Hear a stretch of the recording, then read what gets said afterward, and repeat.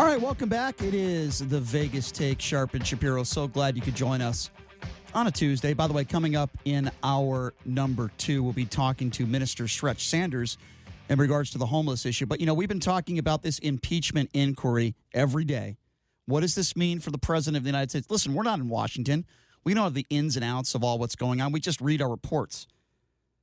But the woman we have with us on the line right now, she's done a great job here in the state of Nevada, and we've spoken with her before.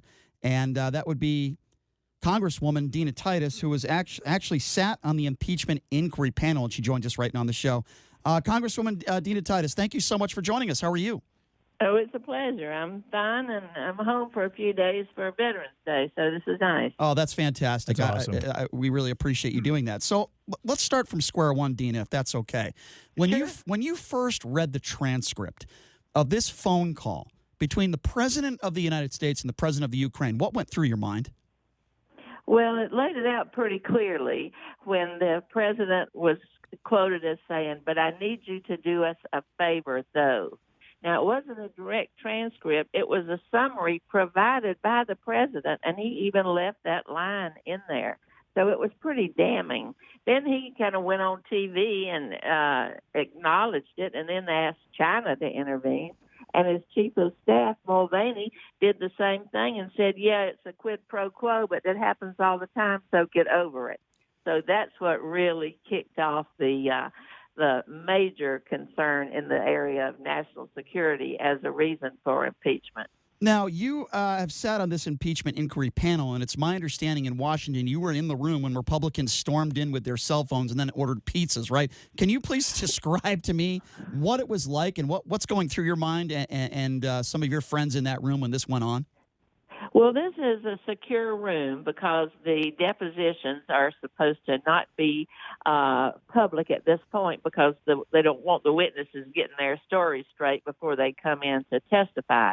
Those depositions will be made public. In fact, some of the transcripts are already being released, and we will have public hearings starting very shortly. But those are in a secure room. In that room are members of 3 committees: Intelligence, Foreign Affairs, which is the one that I'm on, and Oversight. That includes both Democrats and Republicans.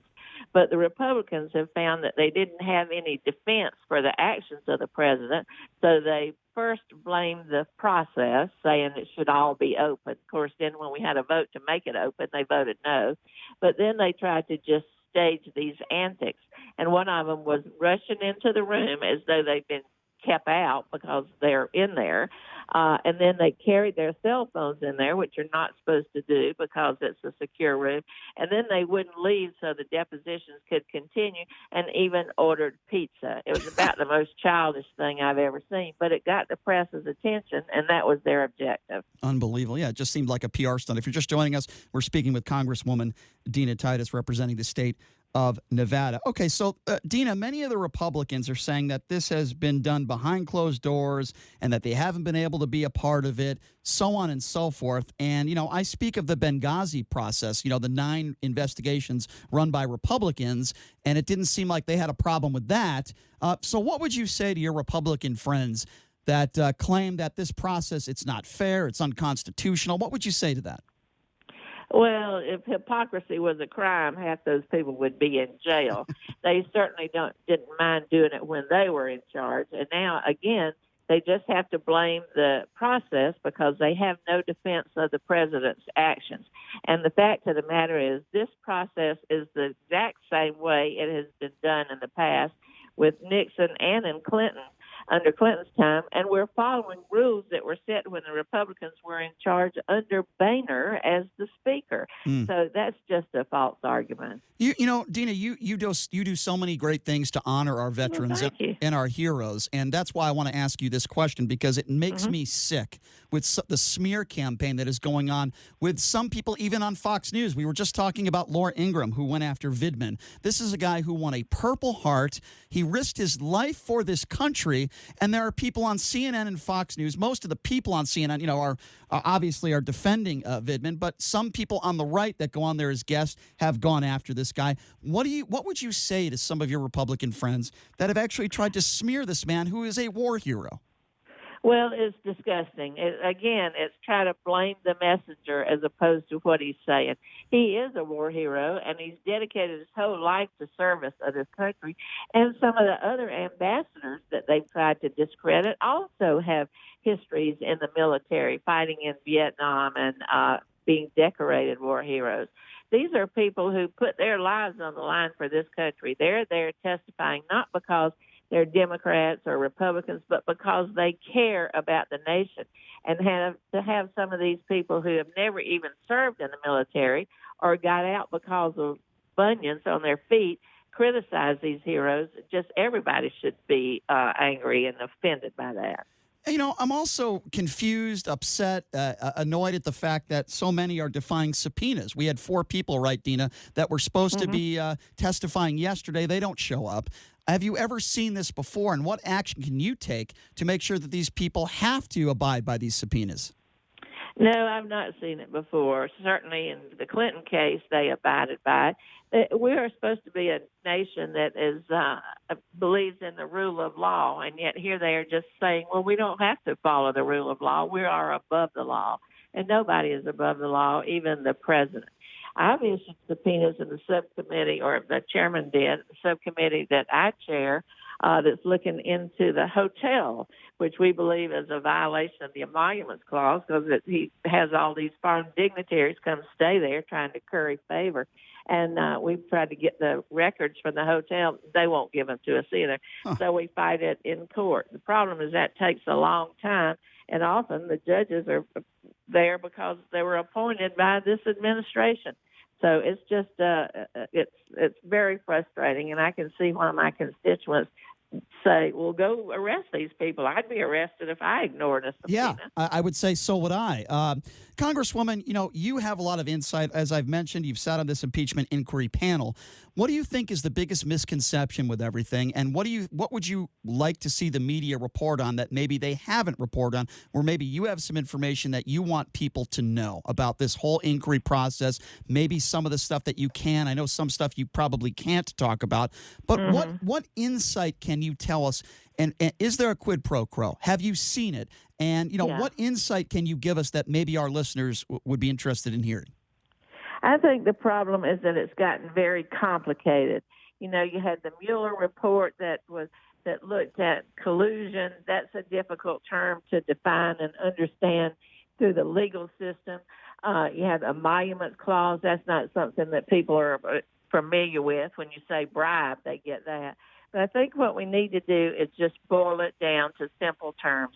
The president withheld money appropriated by Congress to a foreign ally fighting against a foreign enemy, and he did that trying to persuade the Ukrainians to intervene in our election by investigating one of his opponents. He used federal money to try to influence the government to help himself personally. That is the bottom line. You can cut through all the testimony, all the talking heads, all the coverage, all the legalese, and that's the bottom line. And that jeopardizes our national security, and it just doesn't get any worse than that. Congresswoman, is there any difference between a potential opponent for Donald Trump? Because Joe Biden has not won the Democratic nominee yet. But would it be a worse situation for Trump if this were to take place, let's say 6 months down the road when Biden has become the Democratic nominee? How would that change the circumstances?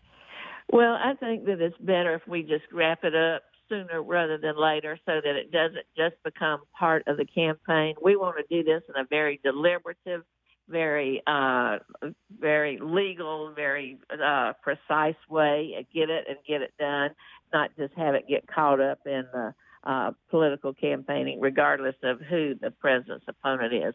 It'll come up during the campaign without question, and I'm confident that he will be impeached by the House. Then we'll see what the Senate does.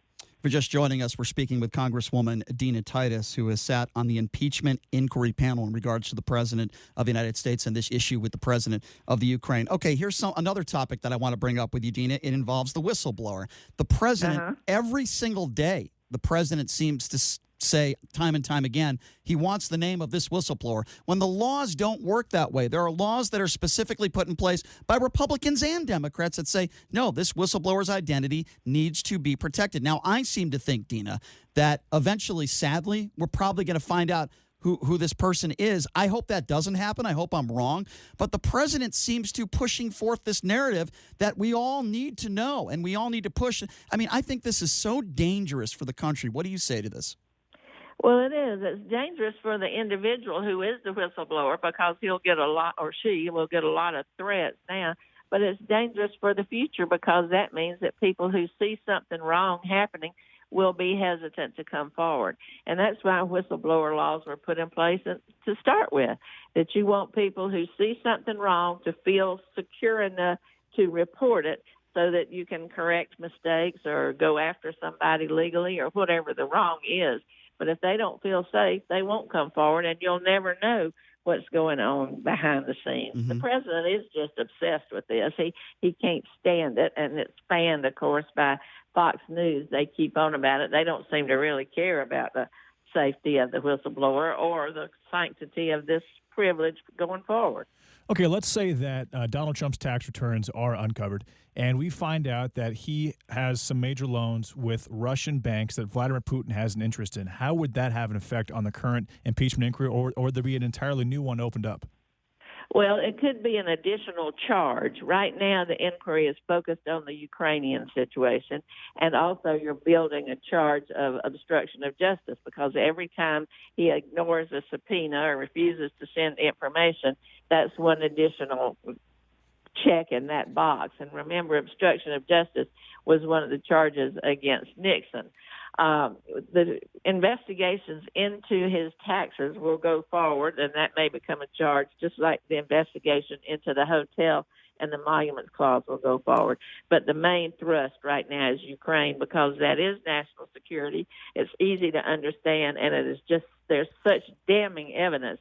After the first person came and testified, every other person who's been in there, and you've seen some of the public transcripts, has not added anything really new, but has added details that corroborate what the president said himself, which is, I need a favor, though. If that's not quid pro quo, I don't know what is. That's true. I tend to agree. You know what? You don't have to have quid pro quo to make it legal. Exactly. You ask for help, but that's illegal, too. Exactly. No, you're absolutely right, and that's important to note.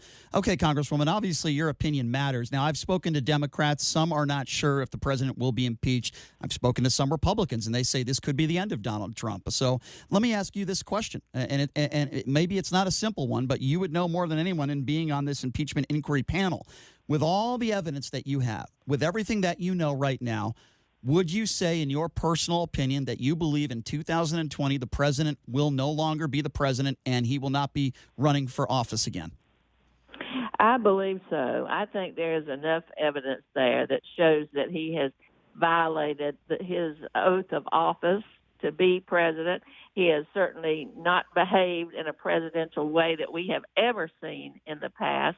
And it's obvious that he just uses his office for his own personal gain. Yeah. I do not believe he will serve a second term. Anybody that you're supporting for president right now? Well, a lot of the candidates are coming through, of course, because we're first in the West with our caucus, and it's flattering that they want my endorsement, but I haven't come out for anyone just yet. Gotcha. Okay, fair enough. So last question for you, Dina, and by the way, we really do appreciate your time. We're going to be talking about the homeless issue. Obviously, there's a homeless issue throughout the country, but certainly here in Las Vegas and Nevada. And I wanted to get your thoughts on this. Mayor Carolyn Goodman putting a new ordinance in where that if you are sleeping on the streets and you are homeless and you can't find a shelter, you can be fined up to $1,000 and go to jail. I wanted to get your thoughts on that and your opinions on that because we have a special guest coming up next segment. We're going to ask about that. What are your thoughts on the homeless issue in general? And do you think that Mayor Goodman is making the right decision in putting that on the books? Well, I've supported some legislation at the national level to provide funding to help the homeless, and we often work with Catholic charities in this effort because that the village that they've created is in District 1 right here in the heart of the valley. I think the best way to get to homelessness, and I'm not going to try to second-guess the mayor because she wants to clean up Las Vegas. I understand that sentiment. But I think you've got to get to the root causes. You can't just give somebody a shower today and expect they won't be homeless tomorrow. You've got to really look at finding a place people can stay, helping them to be trained for another job, treating their mental illness problems drug or alcohol abuse. Veterans, we should have 0 veterans homeless. That is just inexcusable. Totally agree with but that. That takes a lot of money, and it takes Sure. a lot of time. Right. It's not an easy thing to do. But I know there are a number of groups that are working together on it, and I don't know how you can fine a homeless person $1,000 when Exactly. they're homeless. Yeah. That's not going to have that Exactly. money. And you could also make the argument that it could be more money for the taxpayer if you go to jail. Is there even enough room in the jails in Clark County to make that work? That's a good question. I don't know. Well, that is a good question. And I know that the county recently passed some kind of ordinance to help deal with the homeless too. You need wraparound services, so it's going to take public and private and all levels of government working together. And Las Vegas is a place where homeless kind of end up because the weather is conducive to it, and you can get food fairly cheaply, and it's going to be a growing problem, not a decreasing one if we don't get a handle on it. Yeah, no question. Well, Congresswoman, have a lot of respect for you and the good things that you've done for the state of Nevada. You've done a fantastic job. We really do appreciate your time in joining us today, and we hope down the road as this continues, because this story is not going away, we would love to have you on again sometime soon. We really do appreciate your time, Dina. Thank you so much. Well, thank you for having me. I look forward to doing it again. Thank you, Dina. Thanks Appreciate a lot, that. Congresswoman Dina Titus joining us. That is a lot of insight that she just gave us. And look, you could say to yourself, well, listen, she's a Democrat, so of course she wants Trump ousted. But I'm going to tell you something. There are a lot of Democrats that would not say what she just said. There are a lot of Democrats that are not on this impeachment inquiry panel. Yeah, I haven't heard anyone openly say that Donald Trump will not be even running for president in 2020. And she made it very clear. She did not mince words there, right? She made it very clear. And she was pretty confident about it. Well, you know what? She's on the panel. She's heard from many witnesses. She has some information that the general public, even some Republicans, maybe do not have or not privy to. And she did sound like she was pretty defiant in her thinking that Donald Trump will most likely not be the president in 2020. Now, what does that mean for the country? Look, let's be very clear on this one. In the first day that Donald Trump took office, I wanted him to succeed. In fact, believe it or not, I still want him to succeed. But sadly, it's not working out very well. Now, you could say unemployment numbers are down. You could say the economy is booming. Yes, there are some positives to his presidency, but it doesn't excuse his behavior. It doesn't excuse asking a foreign entity, holding aid, and asking a foreign entity for dirt on a political opponent. That's the problem I have with many people that will make the argument, oh, he's doing so wonderful. The country's doing great. The economy's great. This is great. Look, everything. So if you are a major trader and you have a bunch of money in the stock market, and your holdings are as high as they've ever been in your entire life, and you're able to provide whatever you want to your family. Say you've got 5 kids. You are more concerned with Donald Trump asking another foreign leader for assistance I'll make it easier for you. In a possible nominee, and not even the guaranteed Democratic, but it's his possible opponent. I'll make it easier in the for 2020 election. Then you are your own interests. I'll simplify it. Are you being serious right now? We are talking about our own interests, and I'll simplify it for you. Let's just say the president made me $1 billion because of his policies that were put in place. It still would not excuse his behavior. It still would not exclude putting his own campaign and himself before the country. And make no mistake about it, when you withhold money to a foreign country in exchange in trying to get dirt on a political opponent, he is putting himself before the country. JD, that is why it is against the law. It is called abuse of power. And by the way, I heard yesterday on one of the shows, this is just one phone call. The Mooch, Scaramucci, made a great point last night. He said, look, this is just one phone call. There's probably other phone calls. He's spoken to what? Possibly 300 other world leaders? You're saying this is the only phone call where this took place? I don't buy it. And you think Donald Trump is the only president in the last 30 or 40 years to negotiate with a foreign power, with a foreign leader? Here's my answer to that. Whether that is a yes or a no, they're not in office anymore. Just answer Donald the question. Trump is in office. You I don't know the answer to that. You don't think that George Bush, Barack Obama, I don't know. Ronald Reagan I don't know. had any type of conversations involved in negotiations, creating a compromise? Here's why your question is not a foreign leader. Here's why your question to me isn't valid. Okay. And the reason why I say that is because if the answer is yes or no, it doesn't change what Donald Trump did, and it doesn't change my opinions. Now, if you want me to answer, yeah. Sadly, yeah, probably, exactly. But I need proof. It's kind of a requirement, I would imagine. But I'm not going to sit here. Look, do you know how many Republicans out there wanted Obama out of office?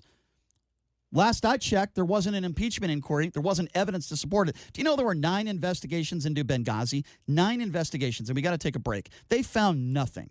Those were closed-door sessions. The Democrats were left out of it. And 9 investigations, tons of money, taxpayer money. They found nothing. I guarantee you this is going to be a different outcome, and I agree with the Congresswoman, and we will see what happens, and we will continue to monitor the discussion. Coming up next, we're going to talk about the homeless issue in Las Vegas. Minister Stretch Sanders joining us in studio next, and we'll take your phone calls at 257-5396. Take a break. Be back right after this.